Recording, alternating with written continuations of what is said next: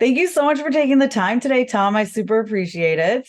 Thank you, Tessa. It's great to be here. Yeah, I loved this, right? I thought it was so good. I love animation and I loved this story. One of my favorite things about it is that you get the 2D and the 3D, and I don't think neither one is bashing on the other one, which I think is extremely important. So, can you just kind of talk about maybe where the idea for this documentary came from? I'm so glad you said all that because it's so good to hear. Yeah, as far as the bashing, I think you mean like, not putting each other down, I guess. Yeah. And that is true. That was one of our goals. So yeah, like how this came about was, we have two directors on this, and one of them, the first one that started the project, is Phil Ernest, and Phil is a friend of mine here in Nashville. This is where I live now, and he called me one day, and I had put him together with a friend of mine, John Pomeroy, who's also in the film.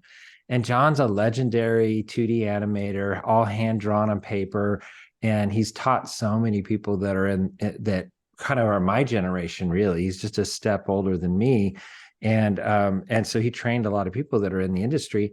Anyway, he was showing him a pencil test, and Phil, who always wanted to get in animation, had never seen a pencil test before, like actually like flipping the pages and seeing that magic come to life for the first time.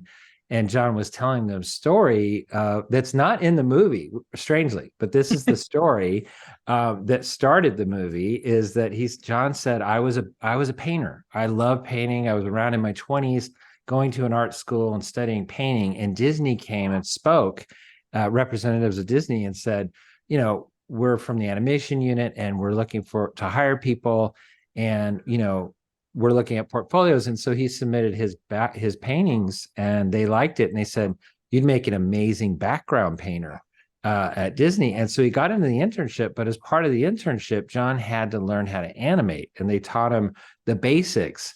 And he did his first pencil test, and he said, that changed me that day. It was almost godlike seeing my drawings come to life and move, and with timing and all that stuff that goes along with it, the principles of animation. And he said, I put down the brushes and I just said, I'm going to be an animator from that day forward. And he became one of the top animators within a very short amount of time. Anyway, Phil calls me on the way home from coming from John's house, and he says, I think we should do a movie about this called Pencil Test. Well, he didn't say we, he said I. And I said, and I immediately said, I have to work on this with you. Let me be the producer, and I'll get all my friends together and we'll knock out a ton of interviews. And it just took shape from there. And that was literally almost 7 years ago. Wow. I mean, there's so many people in here. But who was like I mean, I guess you're friends with all of them, so it's hard to say, but I was gonna say, who's the most excited that when they signed on? Who were you most excited about? Oh my gosh. I'm gonna say three people. I Yeah. don't know.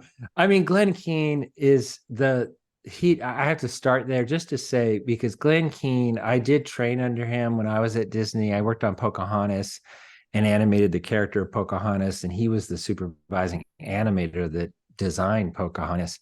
And so I was working directly underneath him on that film.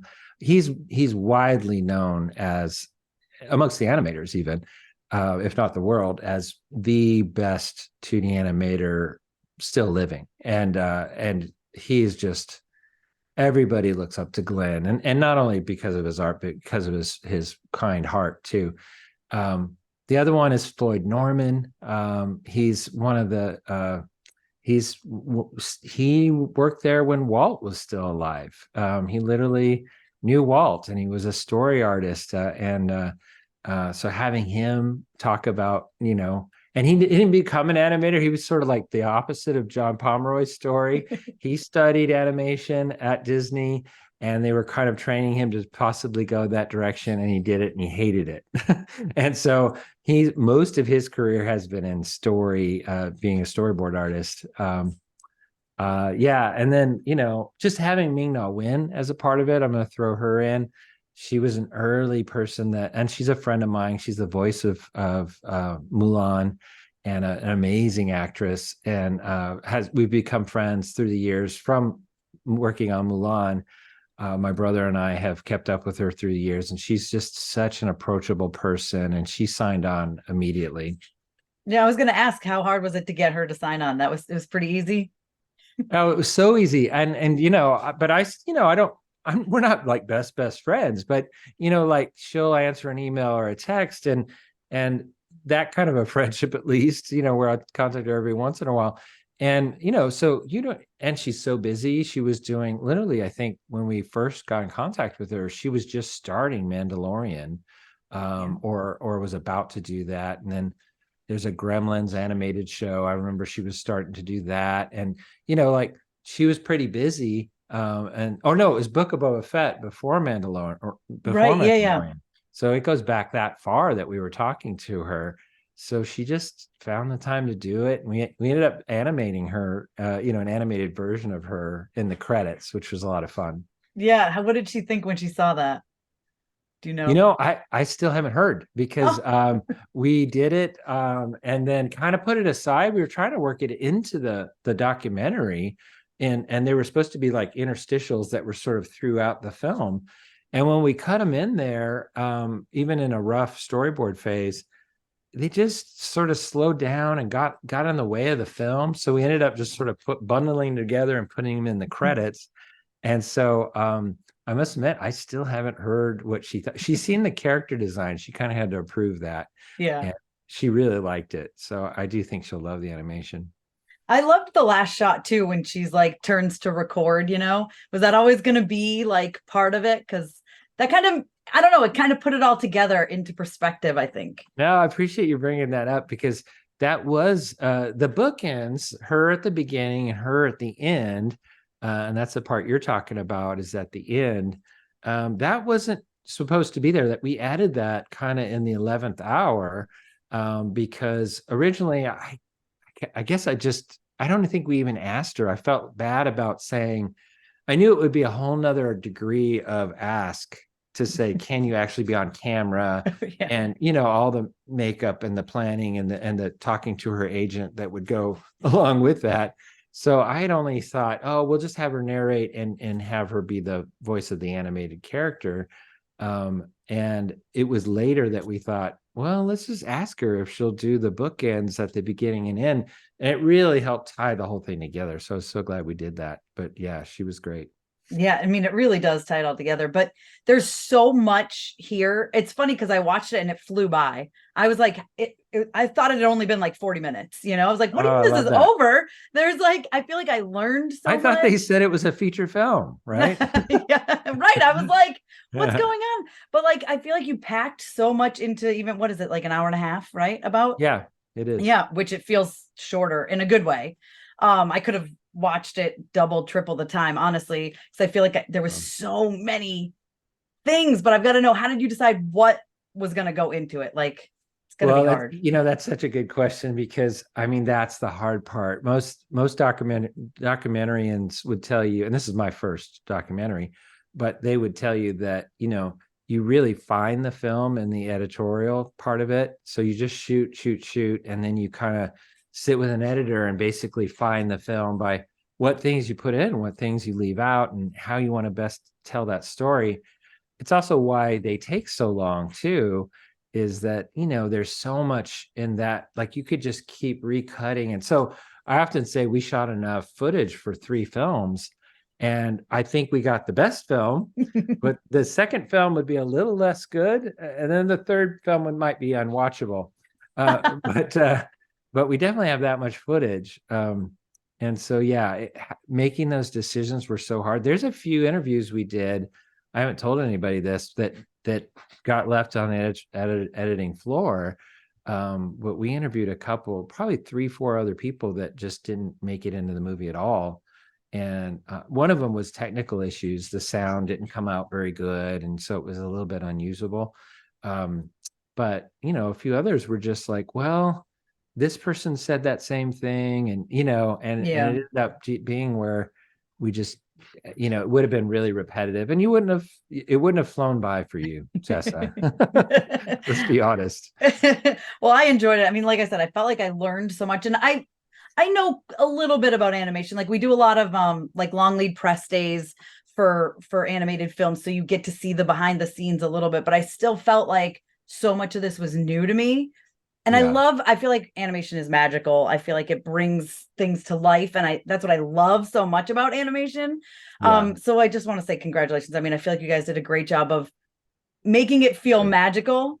What was your like pitch to people when you'd ask them to be a part of it? That is such a good question. So we used to even have a different title. It was called Pencil Test, based on that story that Phil told when he saw that, and that John told about seeing his first pencil test. And sort of that to us summed up the magic of that, what hooked all these animators, including myself, to be lifelong,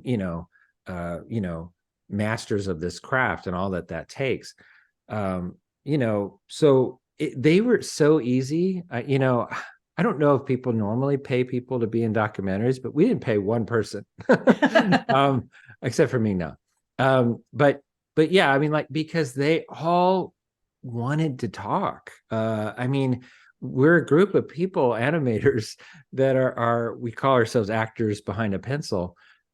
Because our characters get to go out there, and really, honestly, we want it that way most of the time. We don't want to be in the limelight. This is why we chose this life. We're a little bit introverted, most of us, and but what comes with that is then giving them the chance, once they kind of calm down on camera, to talk about this really hard thing that happened to them. And that's the heart of the story to me, is that moment when the computers came into our world and started literally taking our jobs. And it's the part that nobody's really told that story. We've not heard that story from the people that were affected by it, the animators and the artists at Disney and other studios. And yeah, there were people that did that learned that new skill and became computer animators that were 2D animators. There were plenty that did that. But then there were others that couldn't make that jump. And it became very therapeutic. That was the part I didn't realize was going to happen. But there was a point in every single interview where they got very, they were really internally thinking about that time.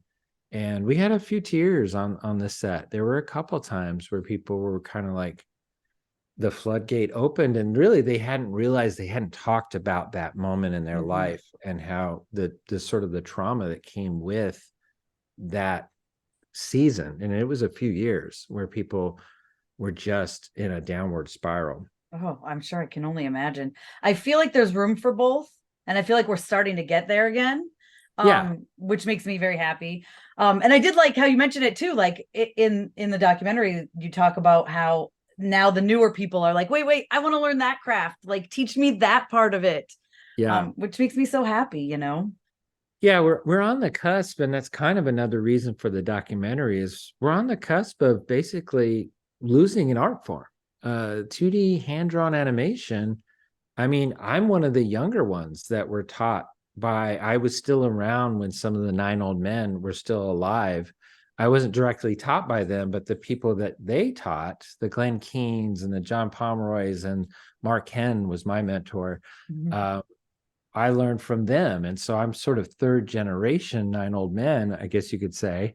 And I'm definitely an old man, right? So, I mean, what's interesting about that is that if we don't make this documentary, if we don't have people, the young people that are just more than nostalgic for it, but actually like are starting to commit their lives to that art form, and we do have plenty of them that are doing that, they're the ones that are going to keep this alive, this craft.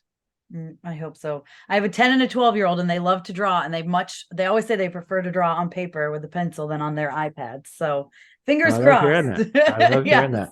that. Well, I'm not against tradigital, and that's what I call it. It's traditional drawing, but on a digital platform, and because you're still drawing. And so I really think that's how 2D animation comes back. And it's actually, we're already seeing it. It's how it's maintaining, but I think could come back even in a bigger way, is just seeing, I have a Wacom Cintiq right here. I have all the software on my computer to time out my animation, but I'm still hand drawing it on this tablet. Awesome. Well, congratulations on the film. Like I said, I loved it. You knew I loved it already, but I did. And Thank thank you you. so much for your time today. I appreciate it. I appreciate you, Tessa. Thank you so much. Thank you.